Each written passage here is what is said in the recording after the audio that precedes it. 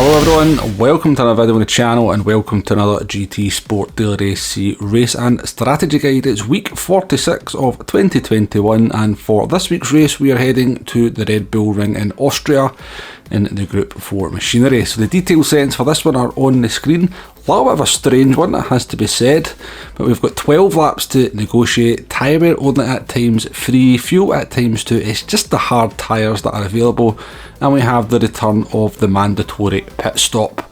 BOP is on, damage is off, that should say off, not on. It's a rolling start and slipstream is real. And to be perfectly honest with you, this race is about as simple as they come, except for a no stop. So the test car for this one is the Peugeot RCZ from Gr4. I've been reliably told that this car is OP around this track, and well, we do test some other cars later on. I have high hopes that it's not going to be an FF car fest. Now that's not to say that the FF cars are not competitive or quick, but given that I've jumped into some other cars like the Ferrari and the BMW and found them to be just as quick, I do have high hopes that we won't all just have to jump into something like the Scirroco or the RCZ, because in my opinion the FF cars are not a massive amount of fun to drive. So as I said, not a whole lot to this one. We've just got the racing hard tyres available. The big question for this one is, with that mandatory pit stop, are we changing the tyres or are we not changing the tyres? Now with the tyre wear only being at times 3, I think you probably know the answer to that question. But as we get towards the end of lap number 10 here, we are going to come into the pits for our mandatory pit stop. Now the reason for making the pit stop here is we can see we're probably going to catch one of the AI cars before the end of the next lap. So essentially that's what you're going to be doing with your pit stop in this race. Timing it to sort of best suit your race, to best get the least amount of interference from other drivers. So if you start at the front and you're in the slipstream and everybody's lapping quickly and not fighting, then there's every chance you're going to leave your pit stop till lap 10, 11. If you're in the mid pack or towards the rear, then it's more likely you're going to try and maybe make that pit stop a little bit earlier to try and get some clean air, try and get some uninterrupted laps, and hopefully jump some of the other drivers when they make their pit stop a little bit later on. So into the pit box we come now in our RCZ. On this occasion we don't change the tyres, stationary time 1.7 seconds, and the details up there for the pit stops are there for you to see. So a pit stop with no tyre change is 22 seconds lost, and a pit loss with a tyre change is 25.2 seconds. As you shall see here, we did a little bit of driving in the Scirroco.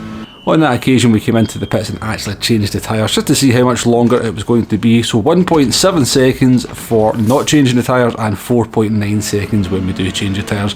And that's a 3.2 seconds you cannot afford to lose, because there is just no way that you're going to make those 3.2 seconds back up with the fresh tyres. Over the course of around about 6 laps you'd have to kind of go at least half a second a lap quicker. And the tyre wear is just not sufficient without changing the tyres, with tyre wear only times 3 on the hard tyres to actually make that feasible. Unfortunately we pick up a couple of half a second penalties as we negotiate the last couple of laps, but you can see the tyre wear there, around about 15% on the front left there at most. As I said, as I've always said, you're looking at around about 20% wear on the hard tyres before they really become an issue with grip. So it's a mandatory one stop, do not forget that, and do not change the tyres, because it's 3.2 seconds to change the tyres and that is just time you cannot make back up. Now more important in this race is probably going to be those pesky track limits. So the Red Bull Ring in Austria, very well known for its somewhat dodgy track limits, particularly at turn number 1. There doesn't seem to be any rhyme or reason sometimes to them. The sort of best kind of advice I can give you is the kind of any of the parts of the track where you've got that kind of green runoff area and you've got the red and white curbs. Basically if you go over the red and white curbs onto just the green AstroTurf stuff, for example in this screenshot here, that's a stonewall penalty. You will definitely get a penalty for that. Generally if you can keep your at least one wheel, but probably 2 wheels on the red and white curb, then you shouldn't get a penalty. However, as you can see here, this was as far over the line we went on this occasion here, and we picked up a half-second penalty for this. So it's not a hard and fast rule with the red and white curbs.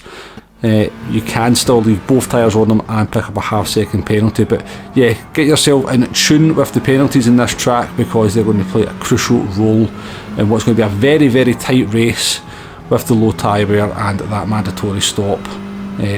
Not really the same kind of opportunity to make an undercut as we often get in these daily race Cs.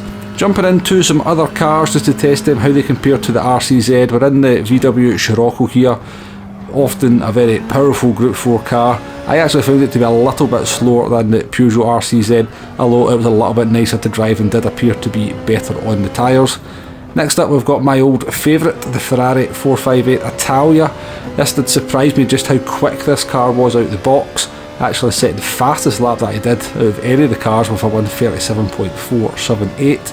So that does kind of make me think that there should be more than just FF cars competitive here. And next up we jumped into the BMW M4, which again also surprised me by just how quick it was. Comparable to the RCZ and the Scirocco, but not quite as quick as the Ferrari in my hands. Now, one of two things have happened here: either A, more than just the FF cars will be competitive at this combination, or B, and this is quite possible, I'm just not very good in the FF cars to get the maximum pace out of them. So it will be interesting to see what cars become the meta for this race, but it does look to me that it should be more than FF cars. However, as I said, definitely not my strength is driving those types of drivetrains.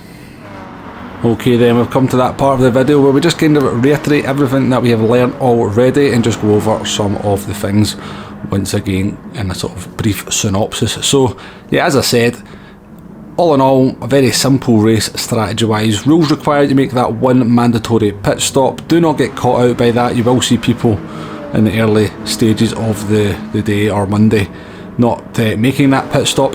To be fair to some of the people who don't do it, PD should or could make a better job of actually showing where that kind of rule is required, because it's kind of hidden down in the race settings. But yeah, you've got to make one pit stop. Do not change the tyres. Basically time your pit stop as best you can to try and get some clean air on some uninterrupted laps. If you're at the front and everything's running smoothly and nobody's fighting, which is more likely at the front of the race, then you're probably going to leave that pit stop a lot later.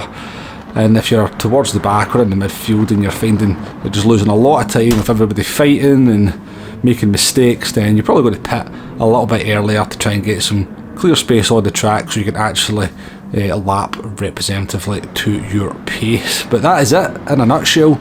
To be fair, or to be honest, more than anything, PD have kind of missed a trick with this one. I kind of get what they're trying to do.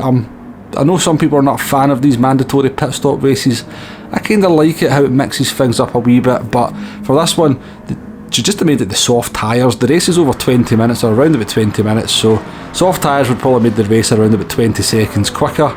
Still a long race C in comparative terms, but then with even the tyre wear just at ×3 on those soft tyres, you would have a decision to make whether you were going to change the tyres in the pit stop or not.